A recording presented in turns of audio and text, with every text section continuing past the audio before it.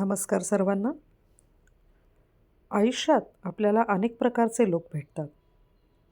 जसे की काही लोक आपली तोंडावर म्हणजे आपण समोरासमोर असताना खूप स्तुती करतात आणि आपली पाठ फिरली की आपल्या नकळत अतिशय खुबीने आपली बदनामी देखील करतात.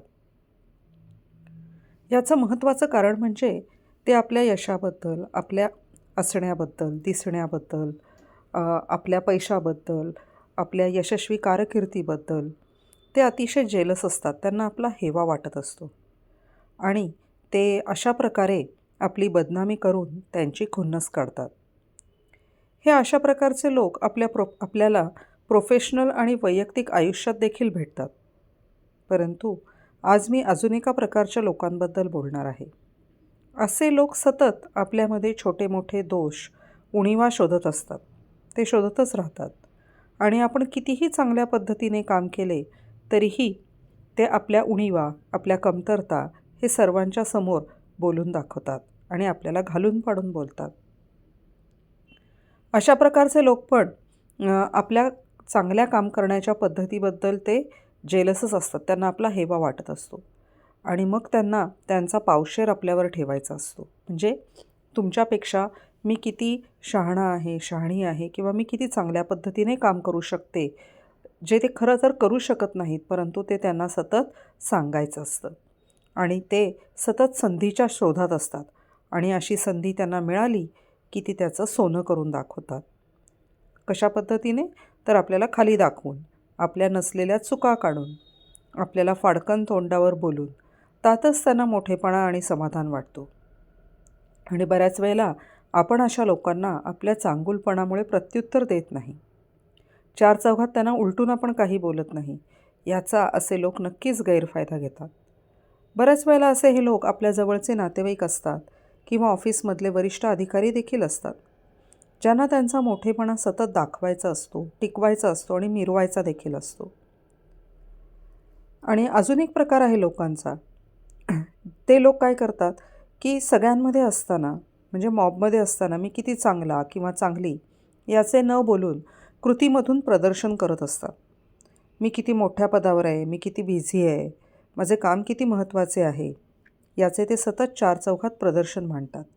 सतत फोनवर आपण किती बिझी आहोत, मला किती महत्त्वाच्या मीटिंग आहेत, मला कोणत्या देशाला जायचं आहे, माझी उठबस किती मोठ्या लोकांसोबत असते, मी कितीची डील क्रॅक केली, कोणती महागडी कार बुक केली, असे ह्यांच्या बोलण्याचे विषय असतात.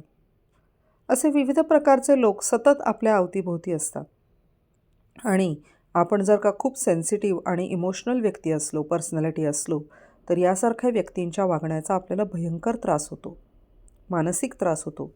कधीकधी तर यातून अशा प्रकारांमधून सायकोसोमॅटिक आजारांची सुरुवात देखील होते. म्हणजे या व्यक्ती आपल्याशी चुकीच्या पद्धतीने वागून आनंदाने त्यांचे जीवन व्यतीत करत असतात आणि आपण मात्र टेन्शन, तो मला असं बोलला, तो माझ्याबद्दल मागे असं बोलला, ती मला तोंडावर अशी बोलली किंवा ते सतत काहीतरी वेगळंच बोलून मला कमी दाखवतात, माझं महत्त्व कमी करतात आणि अशा प्रकारच्या विचारांमधून, भावनांमधून आपण ताणतणाव, भीती, न्यूनगंड, अतिविचार यांना बळी पडतो आणि आपले स्वतःचे आयुष्य आपण आपल्या हाताने खराब करतो. आणि खरं बघायला गेलं तर हाच तर समोरच्या अशा व्यक्तींचा छुपा हेतू असतो. ते कळत-नकळतच आपण त्यांना मदत करतो यशस्वी होण्यास. आपल्या वागणुकीने आपण त्याला हातभारच लावत असतो.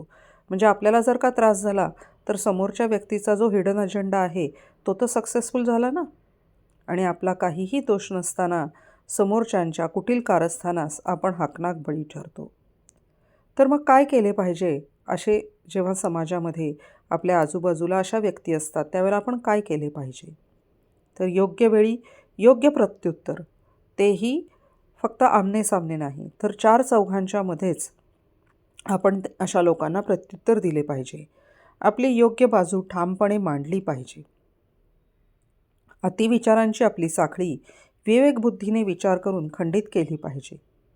भीती, न्यूनगंड न बाळगता आपल्या स्वतःच्या चांगल्या विचारांचे आपण समर्थन आणि कृतींचे देखील आपण समर्थन केले पाहिजे. समोरच्या व्यक्तीस हे समजले पाहिजे की त्यांना त्यांच्या चुकीच्या वागण्यासाठी विरोध होऊ शकतो.